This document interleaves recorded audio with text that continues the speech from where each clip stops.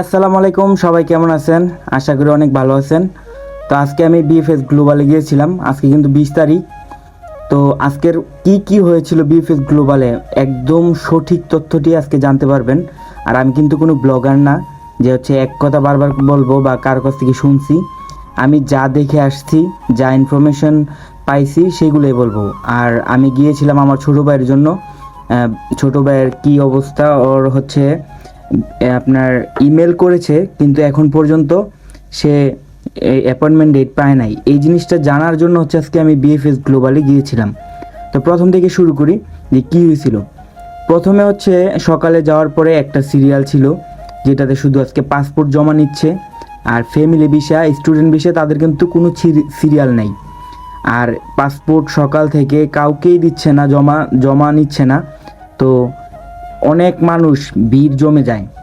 তো সেই মানুষগুলোকে সামলাইতে পারতেছে না বিএফএস গ্লোবালের যে সিকিউরিটি আছে। তো তারা পুলিশ আনার পরে হচ্ছে ভিড়াভিড়ি কোনো মতেই শান্ত হচ্ছে না। একটু সামনে দেখবেন ভিডিওতে কিভাবে ধাক্কাধাক্কি হচ্ছে। তো প্রথমে তারা জমা দিতে চাচ্ছে, নেয়নি। তবে তারা 2টার পরে যখন বেশি ঝামেলা শুরু করে তখন হচ্ছে গিয়া বিএফএস গ্লোবালের ভিতরে অফিস থেকে একজন কর্মকর্তা আসে, হয়তোবা উনি বড় লেভেলের কেউ হবে। তা আসার পরে উনি সবাইকে সিরিয়ালে দাঁড়া করানোর পরে হচ্ছে 10 জন করে নিতেছে, ভিতরে নেয়। তো এভাবে হচ্ছে অনেক বড় সিরিয়াল ছিল। তো যারা হচ্ছে আপনার ইমেল করছে কিন্তু তারা অ্যাপয়েন্টমেন্ট ডেট পায় নাই, তো তাদেরকে বলছে যে 3:30 পর্যন্ত থাকেন, 3:30টার পরে আপনাদেরকে আমরা সবাইকে ডেকে নিব। তো প্রথমত 2 দল মানে অ্যাপয়েন্টমেন্ট যারা পাবে নেওয়ার জন্য তারাও দাঁড়াইছে, আবার হচ্ছে পাসপোর্ট জমা দিব তারাও দাঁড়াইছে। তো দেন হচ্ছে কি সিরিয়াল হয়ে গেছে অনেক বড়।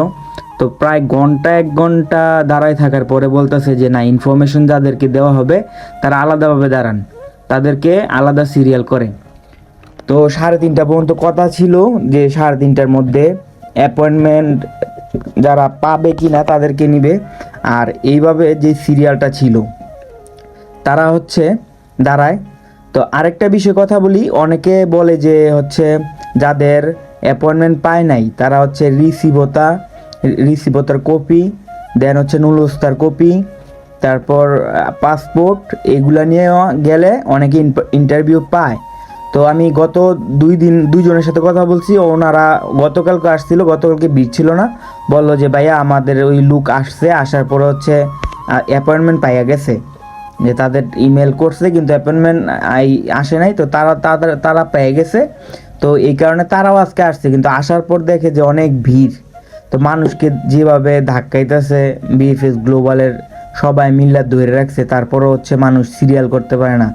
ওই যে দেখেন, এই যে সামনে একজন কর্মকর্তা আছে, মাথায় চুল কম। তো এরকমভাবে অনেক ধাক্কি, এই যে দেখেন, এই যে ভাইটায় কীভাবে ধরে রাখছে মানুষজন। আর কিছুক্ষণ পর একটা ঠেলা দেয়, মানে বলার মতো না এগুলা। তো এই ছিল আজকের আপডেট। আমি কিন্তু নিজের মুখে মানে নিজের চোখে দেখার জন্য গেছিলাম যে এটা কি কাগজ নিয়ে গেলে অ্যাপয়েন্টমেন্ট পায় কি না। যদি পাইতো তাহলে আমার ছোটো ভাইকেও বলতাম যে লাইনে এসে দাঁড়াও। তারও 2-1 জনের নাম্বার রাখছি, ওনারা আগামীকালকে আবার যাবে। তো ছোট্ট একটা ভিডিও করব আগামীকালকের জন্য, আপনারা সবাই দেখবেন। আর সঠিক ইনফরমেশনটাই আপনাদেরকে দেওয়ার চেষ্টা করব।